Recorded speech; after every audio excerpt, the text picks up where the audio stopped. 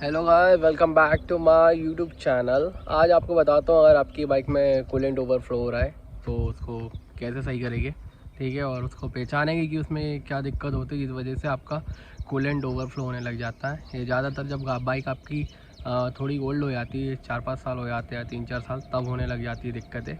तो पूरा देखिए वीडियो को लास्ट तक, आपको फटाफट से बताता हूँ। ज़्यादा बड़ी दिक्कत नहीं है, छोटी दिक्कत है, लेकिन अगर इसको सही नहीं कराए तो बड़ी दिक्कत बन सकती है, ठीक है। तो देखिए वीडियो को लास्ट तक और चैनल को सब्सक्राइब कीजिएगा। और अगर कोई क्वेश्चन हो तो वीडियो के नीचे कमेंट कीजिएगा और इंस्टा पे भी आप मेरे से डायरेक्ट बात कर सकते हो, ठीक है। और चैनल को सब्सक्राइब भी कीजिएगा, ठीक है।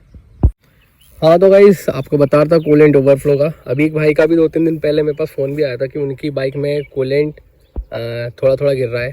तो वो आपको बताता हूँ क्या दिक्कतें होती है। कूलेंट आपका अगर गिर रहा है बाहर या बहुत ज़्यादा गिर रहा है तो उसका भी देखते हैं। तो आपको बताता हूँ, अपनी बाइक में आज तक हुआ नहीं है, बाइक फिर भी आपको बता देता हूँ।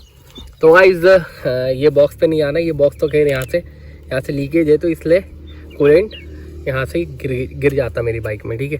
मैं आपको बताता हूँ गाइस, अगर आपकी बाइक हो, चाहे कोई भी हो कूलेंट वाली बाइक जिसमें कूलेंट डलता हो, चाहे NS हो, चाहे KTM हो, कोई भी बाइक, ठीक है। अगर आपका कभी ऐसा होता है कि कूलेंट गाड़ी बाहर फेंक रही है, ठीक है, तो इसमें 2-3 चीज़ें होती है, ठीक है, जिसको आपको पहले चेक करनी है और फिर उसके बाद इंजन में काम करवाना है। अगर बहुत ज़्यादा दिक्कत आई तो ही हेड में काम होता है, वैसे तो नहीं होता है, ठीक है। तो गाइज आप देख रहे होगे यहाँ पे कैप लगा हुआ है, ठीक है। इधर से दिखाता हूँ मैं आपको, तो आपको यहाँ पे दिख रहा होगा ये केप अपना, ठीक है। तो गाइज अगर ये केप भी ख़राब हो जाता है तो भी आपकी बाइक कूलेंट बाहर फेंक सकती है इस पाइप से, ठीक है। इस पाइप से भी फेंक सकती है, ठीक है, या यहाँ से भी फेंक सकती है, ठीक है, यहाँ पे भी। लेकिन इसमें यहाँ पे पाइप है नहीं, ठीक है। किसी बाइक में एक इधर से भी पाइप दिया रहता है, ठीक है। तो आपको बता दूं कि ये जो पाइप है ना, यहाँ से भी कूलेंट बाहर आ सकता है, ठीक है। और ये जो अपना रिजर्वायर का पाइप है वो यहीं से लगा हुआ रहता है रेडिएटर में, ठीक है। आपको अगर दिख रहा होगा तो यहाँ पे जहाँ पे मैंने उंगली रखी हुई है ना, वहीं पे पाइप वापस से लगा हुआ रहता है। तो भाई होता क्या है, अगर ये केप भी अगर ख़राब हो जाएगी तो आपकी बाइक कूलेंट बाहर फेंकेगी। अब ये क्यों फेंकती है ये बता देता हूँ मैं। होता क्या गाइस, इस केप के अंदर ना एयर निकलने के लिए वो स्प्रिंग लगी होती है ढक्कन में, ठीक है। और जब गाड़ी के अंदर बहुत ज़्यादा मतलब गर्म हो जाता है कूलेंट, तो जो गैस रहती है वो निकलने की कोशिश करती है, तो उस टाइम में वो स्प्रिंग दब जाती है और उसमें एक होल होता है ढक्कन में। आप कभी ढक्कन निकाल के देखना आपके पास बाइक में, और बाइक के और रेडिएटर में, तो उसमें एक होल होता है और वो होल उस टाइम खुल जाता है तो एयर बाहर निकल जाती है, बाकी आपका कूलेंट वहीं रह जाता है। लेकिन अगर वो ढक्कन भी खराब हो जाता है तो आपकी बाइक कूलेंट फिर इस पाइप से बाहर फेंक देती है, ठीक है। ये देख रहे हो आप, ये यहाँ से भी बाहर फेंक देती है। और जो मेन दिक्कत होती है कूलेंट फेंकने की, ये सब ठीक है, ठीक है। अगर ये रेडिएटर अंदर से भी चोक होगा ना गाइस, तो भी आपका कूलेंट बाहर आ जाएगा, क्योंकि क्या होगा, अंदर से चोक होगा तो कूलेंट अच्छे से सर्कुलेट नहीं हो पाएगा। जब वो गर्म होगा तो बाहर निकलने की कोशिश करेगा, तो वो इस तरफ से बाहर निकल जाएगा ये पाइप से। ये पाइप इसी के लिए होता है कि अगर आपकी रेडिएटर में कोई भी एयर बन रही है तो यहाँ से इस थ्रू यहाँ से आ जाती है बाहर, ठीक है। और कुछ कूलेंट रेडिएटर कभी इस रिजर्वायर में चले आता है और कभी इधर कम हो जाएगा, इधर ज़्यादा हो जाएगा, तो ऐसा होते रहता है, ठीक है। इन दोनों का लेना देना चलते रहता है, ठीक है।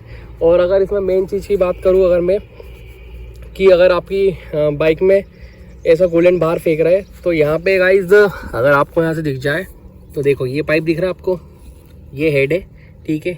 यहाँ पे थर्मोस्टेट वॉल लगा हुआ रहता है, ठीक है। एक मिनट में फोकस करता हूँ। यहाँ पे थर्मोस्टेट वॉल इसके अंदर लगा हुआ रहता है, इसको खोलोगे तो इसके अंदर थर्मोस्टेट वॉल होता है। ये वॉल जब आपके कूलेंट का टेम्परेचर बढ़ जाता है तब ये वॉल खुलता है, फिर जो इंजन के अंदर का कूलेंट रहता है वो रेडिएटर में घूमना चालू होता है, ठीक है। वैसे हर समय कूलेंट आपका इंजन के अंदर का रेडिएटर में नहीं घूमता है, ठीक है। बाकी रेडिएटर का कूलेंट हमेशा रेडिएटर में ही रहता है। तो यहाँ से कूलेंट आपका जाता है, ठीक है। और आपको दिखाता हूँ, समझाता हूँ थोड़ा अच्छे से, ठीक है। यहाँ से आपका कूलेंट गया, ठीक है, ये पाइप लगा हुआ है डायरेक्ट रेडिएटर में, यहाँ से कूलेंट आया, यहाँ पे वो व्हील लगा हुआ रहता है, ठीक है, वो घूमता है और यहाँ के थ्रू होते हुए कूलेंट आपके इंजन के अंदर जाता है, ठीक है, ये ब्लॉक के अंदर, ठीक है।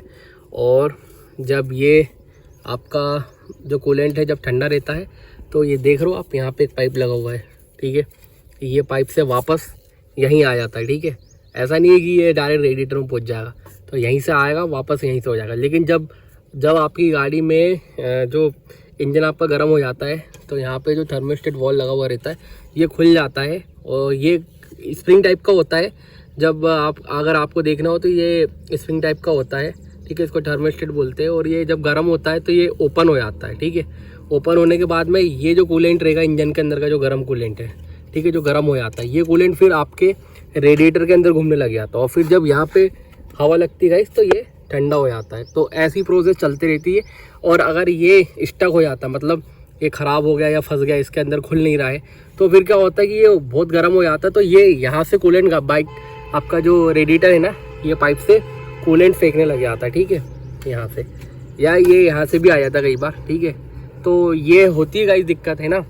तो ऐसा होता है अगर आपकी बाइक अगर कूलेंट फेंक रही है तो, ठीक है। और अगर इसके बाद भी अगर आपकी बाइक कूलेंट फेंक रही है तो आपको एक बार आपको फिर हेड गैस्केट का डाउट होता है, बट हेड गैस्केट ऐसे नहीं आती है। बट अगर आपकी ऐसी दिक्कत चलते रही और आपने काम नहीं करवाया तो वो दिक्कत आ सकती है, लेकिन वो बहुत कम इसमें मतलब बहुत लेट आती है वो दिक्कत, ऐसे नहीं आ पाती है जैसा अगर आप सोचो कि दिक्कत आ जाएगी, ठीक है।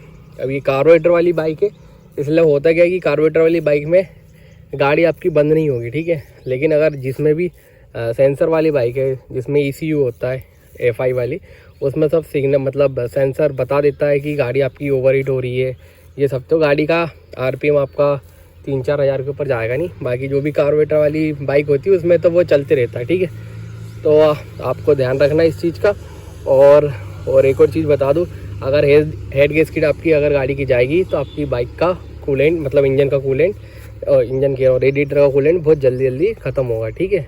और हो सकता है तो आपका फ़ैन परमानेंट ऑन रहे, ठीक है। जैसे यहाँ की भी सील जाती है, यहाँ पे सील लगी होती है वाटर पंप में, अगर ये भी चली जाती है तो आपकी जो रेडिएटर का कूलेंट है वो बहुत जल्दी ख़त्म होना स्टार्ट हो जाता है, ठीक है। और आपको कुछ सिम्टम यहाँ भी दिख जाएगी ऑयल में, अगर कूलेंट ख़त्म होगा तो, ठीक है, मतलब कम होगा तो ये इसके अंदर आ जाएगा अगर हेड गैस्केट ख़राब होगी तो, ठीक है। ज़्यादातर केस में हेड गैस्केट ख़राब नहीं होती है, थर्मोस्टेट वॉल्व ख़राब हो जाता है। और ये ख़राब होने का रीज़न रहता है कि आपका कूलेंट टाइम पे चेंज नहीं होता है, या कूलेंट में कभी पानी मिक्स हो गया, जो कि टैप वाटर होता है, वो सब मिक्स होने की वजह से वो जल्दी ख़राब हो जाता है, ठीक है। और बाकी एक टाइमिंग भी होती है उसकी भी ख़राब होने की, वैसे 5-6 साल में बदल लेना चाहिए, ठीक है। तो गाइस इतना ही था इस वीडियो में। वीडियो को लाइक कीजिएगा, चैनल को सब्सक्राइब कीजिएगा, और अगर कोई क्वेश्चन हो तो वीडियो के नीचे कमेंट कीजिएगा, और भी अगर कोई दिक्कत हो तो मुझे इंस्टा पे डायरेक्ट DM कीजिएगा, ठीक है। बाकी हर बाइक में थोड़ी अलग अलग दिक्कतें होती है। अब कई बार ऐसा भी होता है कि जैसे कि ये पाइप है, ये पाइप के अंदर भी अगर एयर वेयर हो जाती आ जाती है तो भी कई बार कूलेंट क्या होता है गाड़ी बाहर फेंकने लग जाती है। तो एक बार आप अपना रेडिएटर भी फ्लश करवा लें, क्योंकि गाड़ी पुराने होने के बाद कई बार रेडिएटर में भी कचरा आ जाता है जो कि अपने को दिखता नहीं है, ठीक है। और वो दिखता नहीं है तो अपने को लगता है कि रेडिएटर अपना क्लीन है, ठीक है। जैसे कि अगर आप यहाँ देखोगे तो अभी आप अपना ये रेडिएटर देखो कितना गंदा है गाइस, ठीक है। अब ये गंदा होने की वजह से क्या होता है, अब देखोगे आप ये पाइप के अंदर भी बहुत कचरा है, ठीक है, मतलब धूल लगी हुई, तो ये सब चला जाता है रेडिएटर के अंदर, है ना। तो ऐसा नहीं कि गंदा नहीं होता है, तो गंदा भी हो जाता है, ठीक है गाइस। तो वीडियो बहुत लंबी हो गई है, 9-10 मिनट की हो गई है, तो मैं मिलता हूँ नेक्स्ट वीडियो में, ठीक है।